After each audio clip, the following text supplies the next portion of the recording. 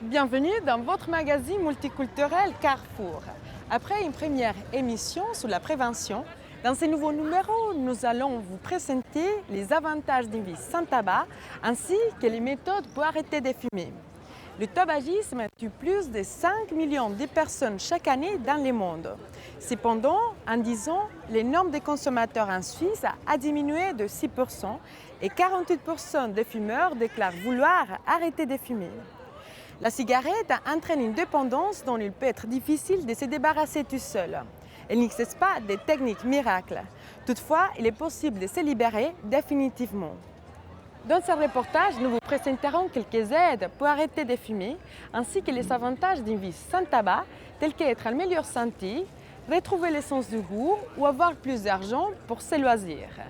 Arrêter de fumer, mission possible, regardez avec nous.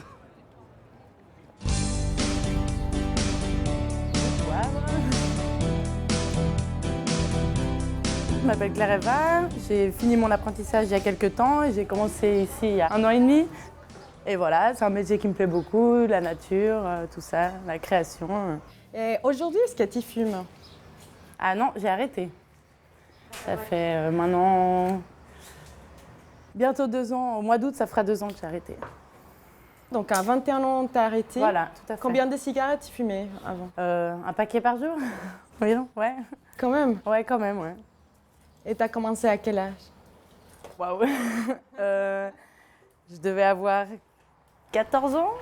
Ouais, 14 ans. Pour faire comme tout le monde, on fume encore, on fume, puis pour finir, on tombe accro et puis dépendant, puis voilà. Et qu'est-ce qui t'a motivé d'arrêter de fumer? Alors moi, j'avais déjà essayé une fois d'arrêter. J'avais arrêté pendant genre 8-9 mois. Après, je suis retombée dedans bêtement.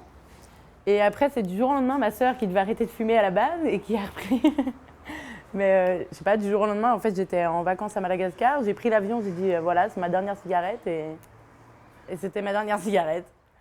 Ça vous fait envie des fois de prendre une cigarette? Non, pas du tout. Alors vraiment, puis rien que l'odeur, franchement, ça me dégoûte vraiment. L'odeur, je me dis mais comment j'ai pu fumer ça plutôt? Non, pas du tout. J'ai vraiment pas ce... Puis on me dit ouais, mais ça peut venir. Des fois, il y a des gens 5 ans après, ils ont encore envie, mais non. Est-ce que ta qualité de vie a changé depuis que tu as arrêté de fumer? Tu te sens mieux dans ta santé, dans... Surtout au niveau sport, en fait. J'ai repris le sport il n'y a pas longtemps et je me rends compte que avant j'avais tout de suite des points. À peine je commençais un peu à faire du sport, j'avais un point, j'arrivais plus à respirer. Et là, c'est vrai que beaucoup moins. Enfin, je fais 1 heure de sport intensif et j'ai même pas un point ou comme ça. Enfin, je ressens vis-à-vis de ça, en fait, le changement. Et au niveau budgétaire? Ah, au niveau budget, alors franchement, c'est... je conseille aux gens que c'est surtout le budget qui les motive, à la limite, faire une cagnotte où chaque jour, voilà, si c'est comme moi, vous fumiez un paquet par jour, mettre, voilà, 7,60 francs, le prix que ça coûte, je crois, maintenant aujourd'hui, 7,40 francs, dans une cagnotte, et puis comme ça, vous voyez chaque jour ce que vous gagnez, parce que c'est vrai que moi, en faisant le calcul, après, je trouve que c'est énorme, quoi. Et pour finir, un conseil pour ceux qui souhaitent arrêter de fumer?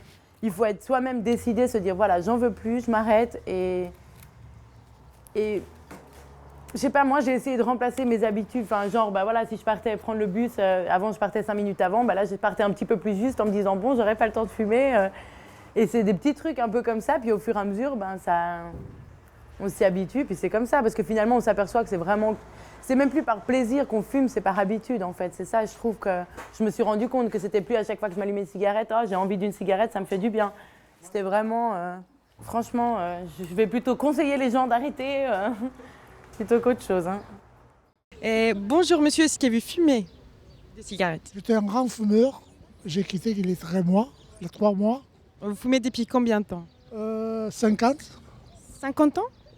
50, oui, 50 ans, oui. Est-ce que vous avez déjà des dégâts pour la santé? Oui, j'ai des problèmes avec mes poumons. Vos poumons? Oui. Vous êtes allé au médecin, ils vous ont dit que vous avez des problèmes aux poumons? C'est ça que j'ai quitté de fumer.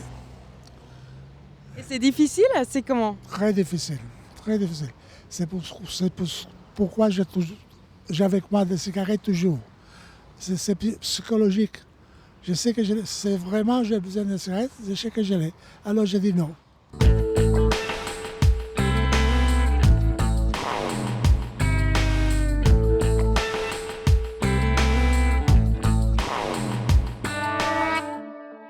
La dépendance se manifeste de plusieurs manières. Tout d'abord, c'est une difficulté à maîtriser sa consommation. Ensuite, on assiste à une augmentation progressive de la consommation du fumeur pour obtenir l'effet recherché.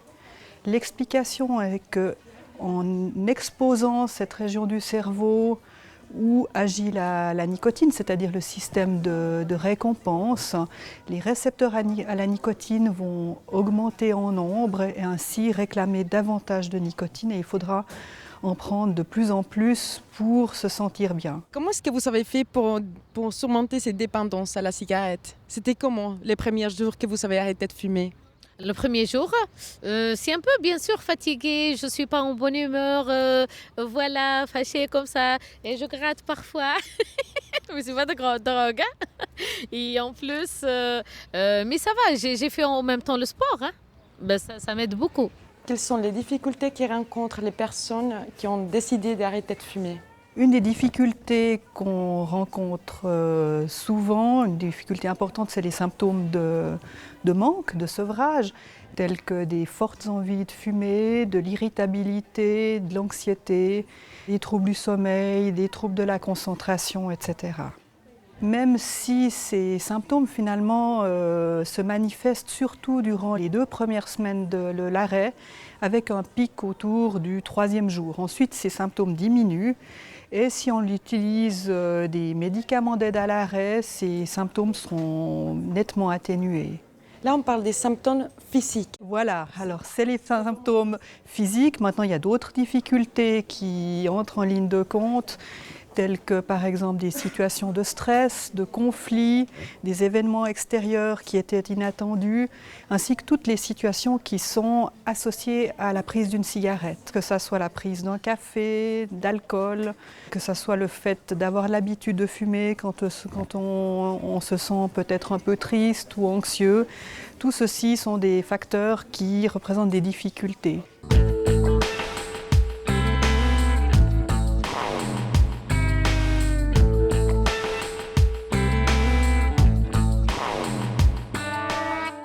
Comptez-vous arrêter de fumer? J'aimerais bien arrêter de fumer. J'ai déjà essayé d'arrêter de fumer. J'ai tenu 3 semaines. Et j'aimerais bien arrêter de nouveau, mais c'est difficile. Qu'est-ce qui est difficile? Disons qu'on est... je suis accro à la nicotine, quoi, c'est ça. C'est difficile c'est une dépendance, quoi. C'est difficile d'arrêter. Sans substitut, sans rien, c'est très difficile. Et que faire finalement pour sortir de la dépendance, donc arrêter de fumer? Qu'est-ce qu'on peut conseiller pour arrêter de fumer? Tout d'abord, il faut être motivé à arrêter, ça c'est important bien sûr. Et puis, ce que je pourrais recommander, c'est de se faire aider. On sait que l'aide d'un professionnel de la santé, que ce soit une aide individuelle ou une aide en groupe, va augmenter les chances de réussite. Et puis finalement, les médicaments d'aide à l'arrêt sont aussi efficaces et vont aussi augmenter les chances de parvenir à un arrêt à long terme. Alors comme traitement d'aide à l'arrêt du tabac, on dispose d'un certain choix. Alors tout d'abord, pour la substitution nicotinique, on peut utiliser soit les patchs, ou alors les chewing-gums. Il y a des pastilles à sucer, des pastilles à laisser fondre sous la langue ou l'inhalateur.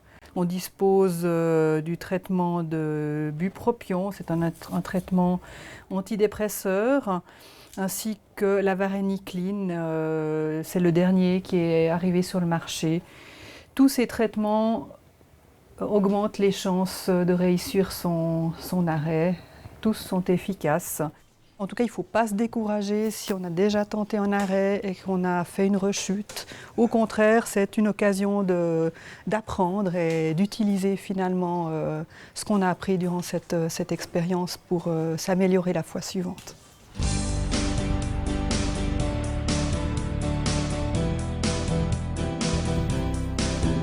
Et aujourd'hui, vous vous sentez comment? Est-ce que votre qualité de vie a amélioré? Ah oui, je sentais des biens vraiment que d'abord côté financièrement, je sais pas, j'ai pas des choses qui me pressent pour payer. D'abord, c'est très important ça. Et en plus, au niveau de sport, au niveau de santé, je me sens bien. Très très bien, vraiment. Quels sont les bénéfices à court et à long terme pour l'organisme, pour la santé, d'arrêter de fumer? Alors, les bénéfices sont multiples. Il y a des bénéfices à court terme, d'autres à plus long terme. À court terme, on sait déjà qu'au bout de 24 heures, on a une meilleure oxygénation du sang. Dans les premières semaines, on a ensuite une amélioration de la respiration. À une année, on a déjà une diminution du risque de faire un infarctus de moitié. Et puis ensuite, tous les risques, que ce soit les risques cardiovasculaires, que ce soit les risques de cancer, que ce soit les risques de développer des maladies pulmonaires chroniques obstructives, vont diminuer.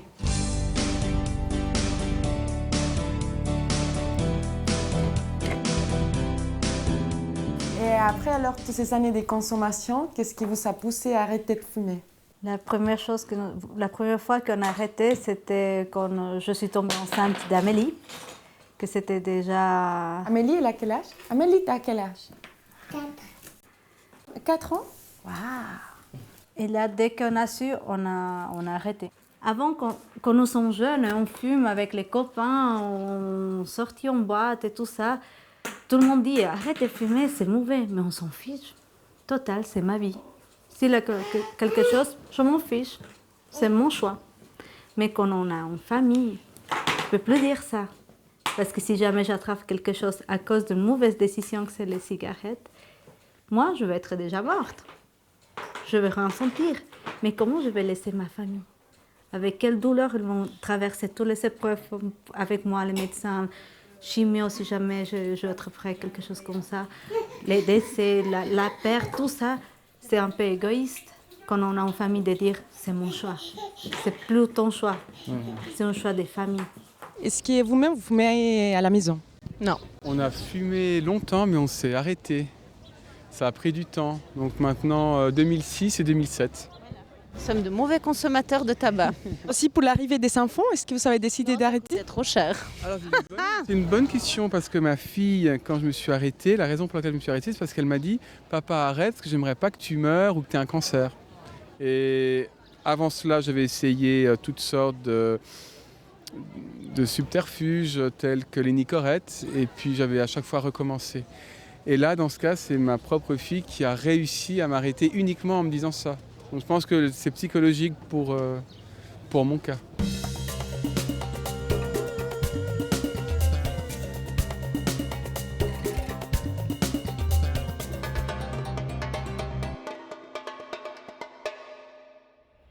Il y a une méthode spécifique qui m'intéresse, c'est ces séances d'arrêt faites par des professionnels dont les cyprès dans les différents cantons y participent aussi. C'est vraiment l'accompagnement de la personne durant son processus d'arrêt.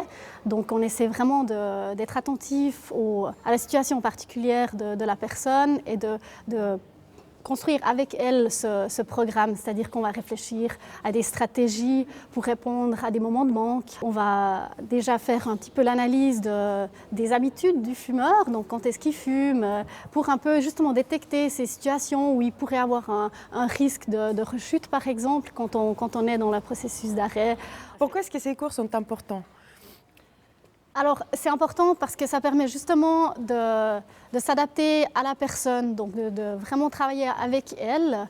On sait que l'accompagnement par un spécialiste, ça augmente les chances de réussite de 50%. Ça permet justement aussi de ne pas être seul dans tout ça, d'avoir un soutien professionnel, de connaître les méthodes qui existent. Et voilà, je pense que c'est important. Chez nous à Fribourg, le coaching coûte 100 francs pour 4 séances. L'idée, c'est vraiment de faire ces offres le plus abordables possible pour que le plus de monde possible puisse en profiter. Est-ce qu'on peut arrêter à tout âge? Alors oui, on peut arrêter à tout âge et à tout moment, il y a des bénéfices. Donc le mythe un peu qu'on dit « ouais, mais c'est trop tard, ça fait 30 ans que je fume », c'est pas vrai. Et les personnes qui souhaitent arrêter de fumer, où est-ce qu'ils peuvent se renseigner? Alors, dans tous les cantons romans, il y a des centres de prévention, des cyprès, où on peut s'adresser, on peut se renseigner. Ensuite, on peut aussi contacter son médecin traitant, on peut aussi s'adresser aux pharmacies ou bien aux pneumologues. Donc, tous ces spécialistes seraient là pour renseigner, pour donner des informations. Et pour les migrants, est-ce que vous envisagez de faire des cours spécifiques pour la population migrante? Alors c'est vrai qu'il y a une prise de conscience pour les besoins de la population migrante. L'idée, c'est vraiment d'offrir à la population migrante l'accès à l'information et aux offres de soutien. Dans plusieurs cantons, il y a des projets en développement. Il y en a un qui a été réalisé pour la population turque qui s'appelle Tiryaki Kukla. L'objectif du projet, c'est vraiment d'informer, de sensibiliser sur la problématique du tabagisme et d'offrir l'accès à des offres de soutien pour arrêter de fumer.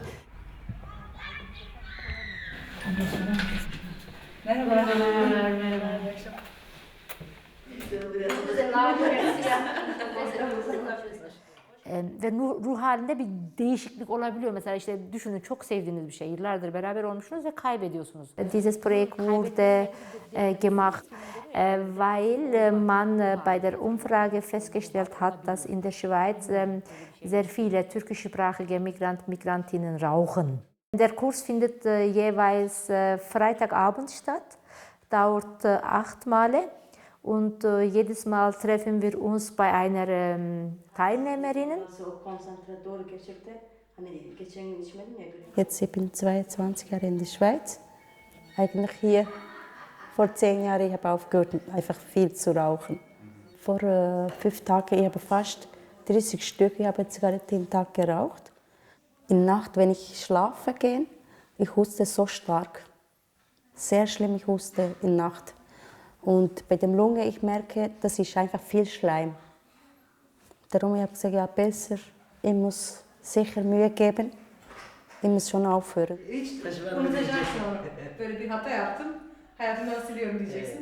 Und heute sogar hat meine Tochter mir gesagt, wenn Papa und du stirbst, was machen wir mit meinen Schwestern ganz allein in dieser Welt? Das macht mich so traurig, denn ich fühle mich schuldig. Einerseits das und andererseits in letzter Zeit von Krebs habe ich schon viele Fälle gehört, dass die Leute sterben, auch von meinen Verwandten. Dann habe ich gedacht, ich bin auch in dieser Risikogruppe und ich muss wenigstens Maßnahmen treffen, damit ich sehe, auch meine Kinder sind Erwachsene geworden und sie haben eine Familie, sie sind selbstständig. Ich muss für Kinder sicher ein gutes Modell sein und für andere junge Leute auch. Ben dedim o yanlış olabilir karşılığında. Ha, doğru söz yazmışım. Tamam, oldu o zaman. Ha es ist sehr klar, erstens, dass wir sie informieren über die Schädlichkeit des Rauchens und sie motivieren aufzuhören. Dadurch können sie auch ihre Gesundheitskompetenz auch weiterentwickeln. Dann wissen sie, wie sie mit dem Rauchen umgehen und wie sie reduzieren können. Und zum Beispiel, dass sie mehr bewegen, dass sie mehr Gemüse und Früchte essen und dass sie vielleicht Sport treiben etc. Und das ist auch ein anderes Ziel von diesem Kurs. Am Anfang habe ich gedacht, ja, ich weiß auch, wie schädlich Rauchen für die Gesundheit ist. Aber so in einer Gruppe wieder diskutieren, Bilder schauen, Filme schauen, das gibt so ein anderes Gefühl. Bin ich mehr bewusst geworden. Il faut se rendre compte que le tabac tue plus que le sida, plus la drogue, les drogues illicites, les accidents de la circulation et les décès liés à l'alcool, tout cumulé. Donc le tabac est le champion toute catégorie pour tuer des personnes.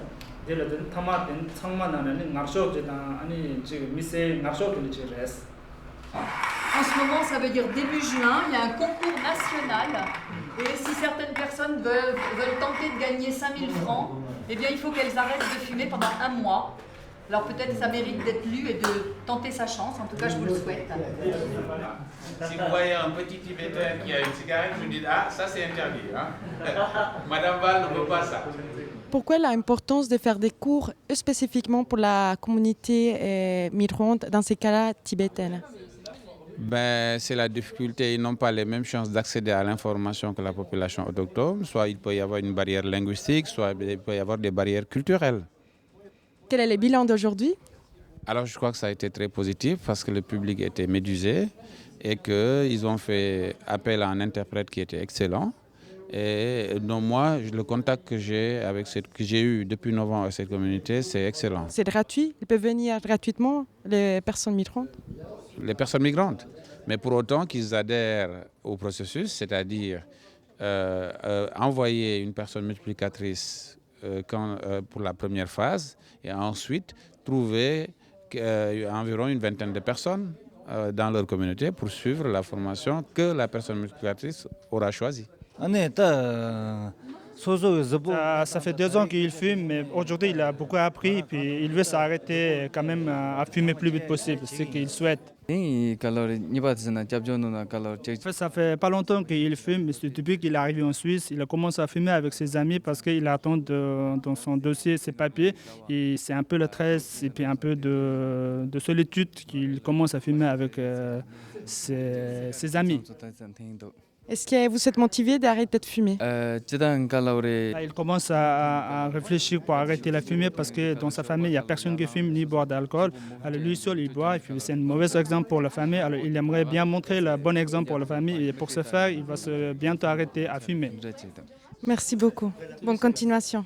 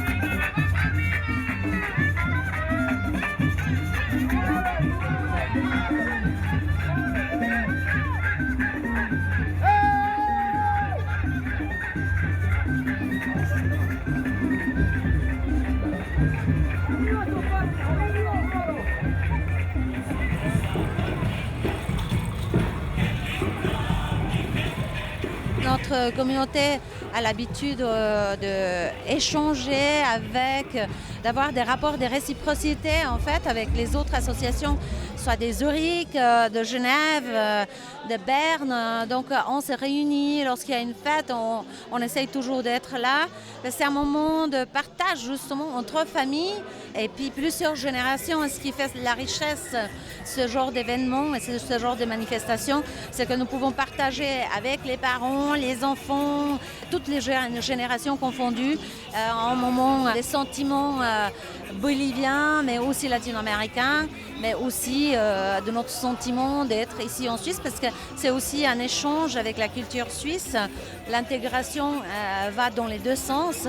Et ce qui est intéressant dans notre démarche, c'est que nous voulons aussi vous montrer et puis vous donner un tout petit peu de ce que nous est très cher, c'est-à-dire notre culture, nos danses. Et voilà, c'est pour ça qu'on présente toujours des danses boliviennes au Carnaval de Lausanne.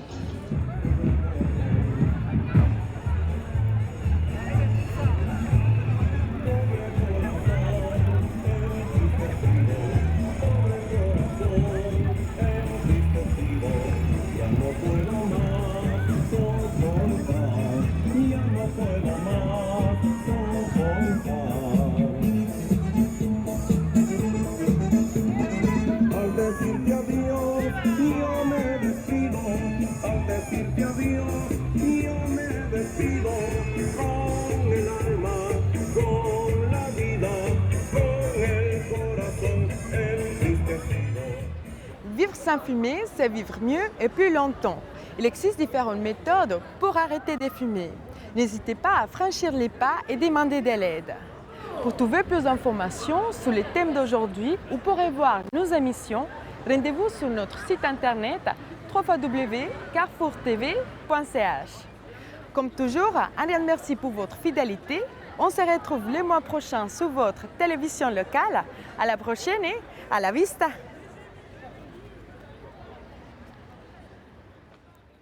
J'ai été faire un tour dans un magasin là-haut du Saint-François. Et c'est vrai, d'abord j'ai été halluciné par les prix de la cigarette suisse. Et puis tout en me disant, mais tiens, pour ce prix, et puis s'empoisonner en plus la vie, je ne vois pas pourquoi. Alors je ne paierai pas. Déjà, c'est un budget. Et deux, tout en sachant qu'on va être malade après pour perdre sa vie, je ne vois pas où est la nécessité. Donc on peut s'en priver.